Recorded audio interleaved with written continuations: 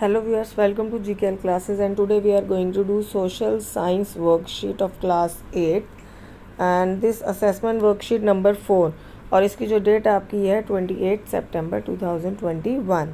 So once again here the students will write their name and here you will write your class teacher name. Now here the question is, read the extract given below and choose the correct answer of the questions number 1 to 4. तो यहाँ पे आपको जो है पहले ये paragraph जो हम रीड करेंगे. Forest are our wealth, forest जो हमारी वेल्थ है, and plants give shelter to the animals and together they maintain the ecosystem. और प्लांट्स जो है एनिमल्स को सबको शेल्टर देते हैं, तो इन टुगेदर यानी प्लांट्स एनिमल्स ये सब मिलाकर जो हमारा इकोसिस्टम बनता है. चेंजेस ऑफ क्लाइमेट, और इसके बाद क्लाइमेट में हमारा जो चेंज होता है, और human interferences can cause the loss of natural habitat for the plants and animals. तो नेचुरल हैबिटेट कहाँ है? वो नेचुरल एनवायरनमेंट जहाँ पे प्लांट्स और एनिमल जो है वो रहते हैं. तो हमारे क्लाइमेट चेंजेस की वजह से और इंसान जैसे पेड़ काटते हैं, इन सब चीज़ों की वजह से जो है इनका हैबिटेट जो है, नेचुरल हैबिटेट जो है उनका नुकसान होता है. Many species have become vulnerable or endangered and some are on the verge of extinction. तो यहाँ पे कह रहे हैं कि कई जो है स्पीशीज़ जो है वो बिल्कुल ख़तरे में आ चुकी हैं, कि जो है अगर उनका नाच संभाल की गई तो वो कुछ टाइम बाद ख़त्म हो जाएंगी, और कुछ तो बिल्कुल एक्सटिंक्ट यानी वो तो विलुप्त हो ही चुकी है. अब इसके बाद आपका बताया गया deforestation, soil erosion, construction activities, forest fire, tsunami and landslides are some of the human and natural factors which accelerate the process of extinction of these resources. तो यहाँ पे जो सारे के सारे डिफॉरेस्टेशन, जैसे कि जंगल को काटना, मिट्टी का कटाव हो गया, कंस्ट्रक्शन एक्टिविटीज़ जैसे इंसानों को इंडस्ट्री लगानी है, खेत बनाने, कुछ भी है तो वो जंगलों को काटते रहते हैं. फॉरेस्ट फायर्स, कभी कभार जंगलों में खुद गर्मी की वजह से आग लग जाती है.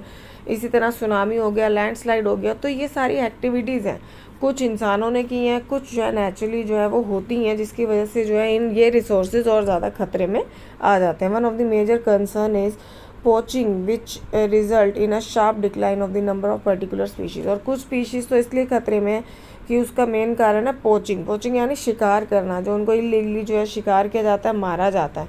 The animals are poached for the collection of illegal trade of hides, skins, nails, teeth, horns as well as feathers. तो यहाँ पे बताया गया है कि जो एनिमल्स है जिनका शिकार उनकी स्किन के लिए, उनके नेल्स, उनके दांतों के लिए, उनके हॉर्न्स, उनके सींग, फैदर्स, इन सब के लिए जो उनको शिकार किया जाता है. Some of these animals are, और ऐसे कौन से एनिमल्स हैं ज़्यादा?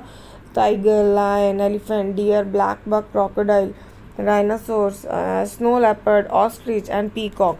तो ये सारे जो है इन सब का जो है शिकार किया जाता है. लाइक पीकॉक के फेदर्स जो है वो बहुत ब्यूटीफुल होते हैं, पंख सुंदर होते हैं, तो उसको पंखों के लिए शिकार किया जाता है. तो इस तरह से हर एक एनिमल का जो है कोई ना कोई रीज़न है. तो जो है इन सब चीज़ों पे जो है गवर्नमेंट को जो है वो और ज़्यादा स्ट्रिक्ट हो जाना चाहिए, बैन लगाना चाहिए. Now here we are going to do the question. तो फर्स्ट 4 क्वेश्चन ये जो आपके हैं 1 मार्क के हैं. तो यहाँ पे आपका फर्स्ट क्वेश्चन गिवन है, the cause for the destruction of natural habitat for plants and animals. तो कॉज यानी कारण, यहाँ पे कारण पूछ रहे हैं कि जो नेचुरल हैबिटेट्स ऑफ प्लांट्स और एनिमल्स है, इसका जो मेन कारण क्या है? चेंज इन क्लाइमेट और human intervention, both A and B, none of these. Change in climate यानी जो मौसम में बदलाव होता रहता है. दूसरा ह्यूमन इंटरवेंशन यानी इंसानों की वजह से.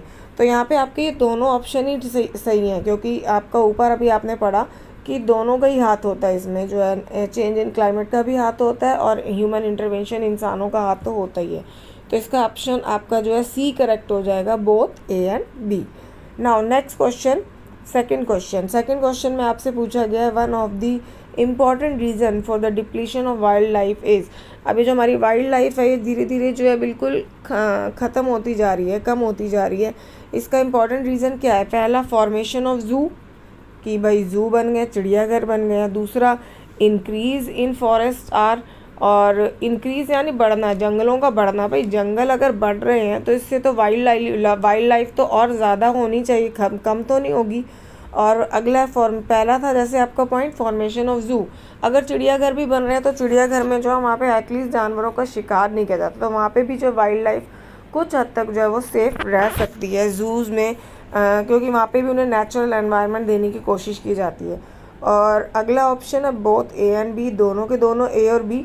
तो यहाँ पे ए और बी तो दोनों हो ही नहीं सकते. जू से बनने से एनिमल्स, वाइल्ड लाइफ ख़त्म नहीं हो रही, और जंगलों के बढ़ने से पहले तो जंगल बढ़ ही नहीं रहे हैं, और अगर जंगल बढ़ते हैं तो वाइल्ड लाइफ का इससे कोई नुकसान नहीं होगा। तो आपका ऑप्शन डी जो है वो करेक्ट है, नन ऑफ दिस, की इसमें से आपका कोई भी ऑप्शन जो है वो सही नहीं है।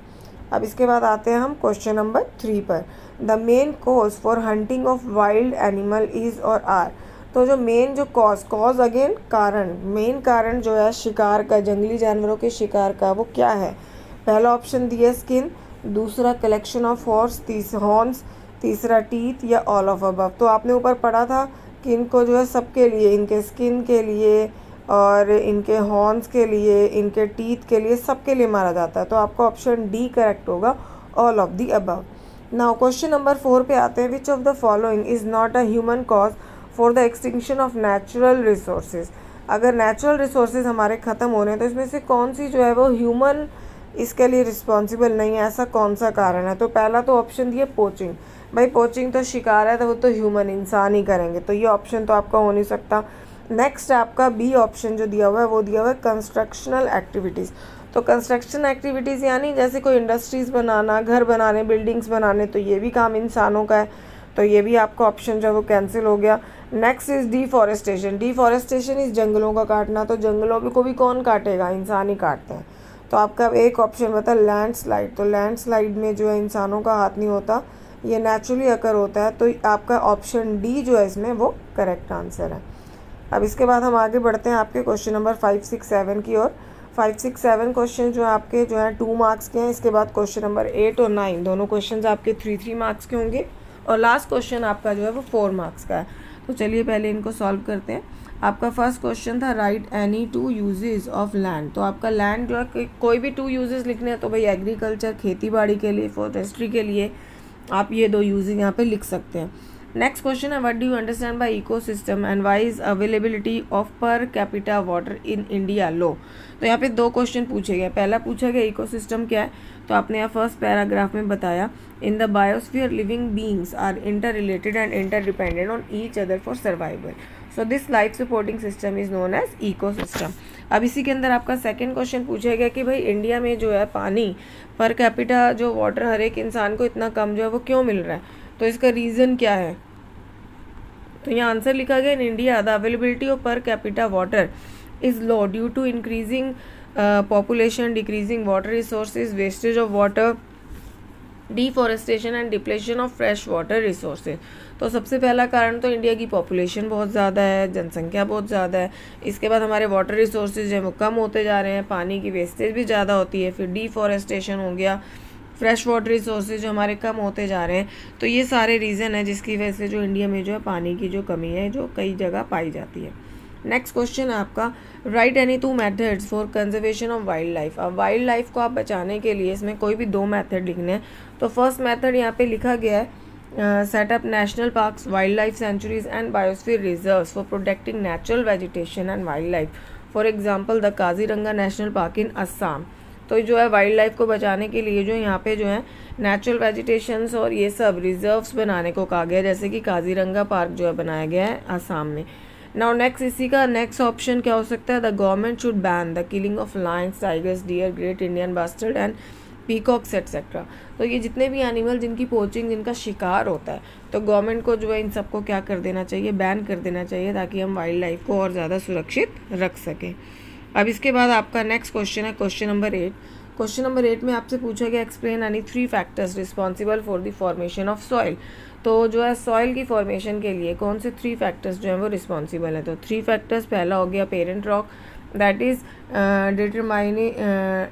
Determines colour, texture, chemical properties, mineral content, permeability. इसके बाद आपका आ गया क्लाइमेट भी एक फैक्टर है, temperature, rainfall, influence, rate of weathering and humus. और नेक्स्ट फैक्टर आपका आ गया time, determines the thickness of the soil profile. अब इसके बाद हमारा नेक्स्ट क्वेश्चन नंबर 9 पे आते हैं हम। हमारा क्वेश्चन नंबर 9 है water is a resource how. पानी को जैसे बोला जाता है कि एक बहुत ही इंपॉर्टेंट रिसोर्स है, कैसे?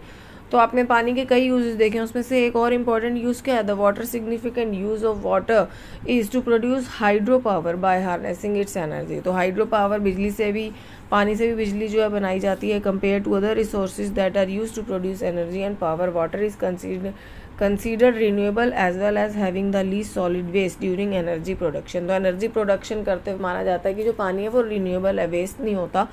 और इसमें जो है सॉलिड वेस्ट जो है वो सबसे ज़्यादा जो है वो कम प्रोड्यूस होता है। इसके बाद जो है नेक्स्ट 10th क्वेश्चन आपका आ गया, briefly explain any 4 methods of soil conservation. तो सॉइल कंजर्वेशन ये सारे क्वेश्चंस आपने अपने पिछले लास्ट वीक की वर्कशीट में पढ़े थे।